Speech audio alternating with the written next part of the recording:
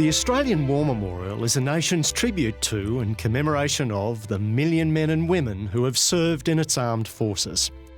At its centre, telling the stories of the bravest of the brave, is the Hall of Valour. The building actually lies, if you want to say, at the heart of the cross which the building forms. It also basically sits directly underneath the tomb of the unknown Australian soldier, so symbolically it is the very literal heart of the memorial. The Hall of Valour houses one of the largest collections of the Supreme Award for Bravery, the Victoria Cross. I think it's a fine way to show and honour those blokes that earned the Victoria Cross.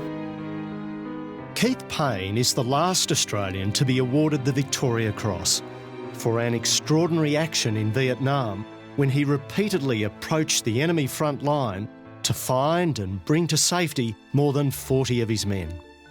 After Australia left the Imperial Honours System, the award, equal in every way, was renamed the Victoria Cross for Australia.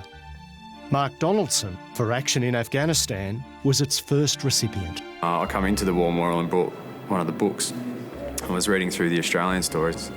I remember saying to my wife, I don't know why they're giving me this, because I don't stack up to these guys. If you have a look at all of them and you read the citation, you find the fact there's one factor there. They've all accepted responsibility for the task that they've got at hand. It's their responsibility, they've accepted it. The most recent holder of the Victoria Cross for Australia for action in Afghanistan is Ben Roberts-Smith. Their stories are extraordinary and what they did is beyond comprehension. So I would always aspire to that, as I think all soldiers do. I think the Hall of Valour celebrates in many ways Australianness. I think that's what Australians appreciate about it.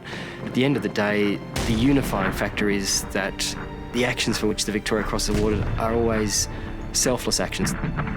You really don't look at yourself and go, OK, I did this and I did that. It was never like that for me. It was all about what we did as a whole that day.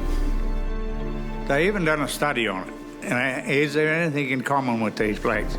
They find out there's no common factor. On their chests, the decoration that takes precedence over any other, and by tradition, entitles them to privileges, including receiving the salute of even the highest-ranking officer.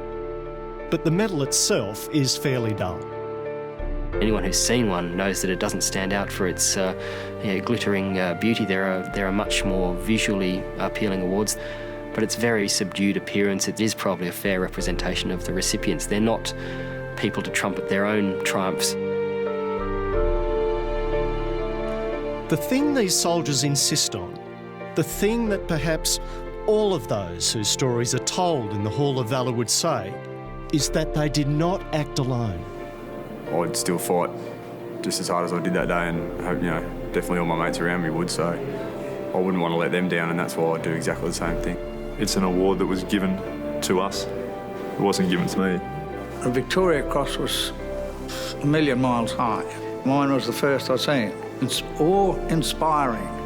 I still walk in the Hall of Valour, looking at those guys today, reading their stories, and, I'm wearing one. I couldn't be more proud of the fact that I am an Australian, and the fact that my regiment and what we have done that day is now etched in history.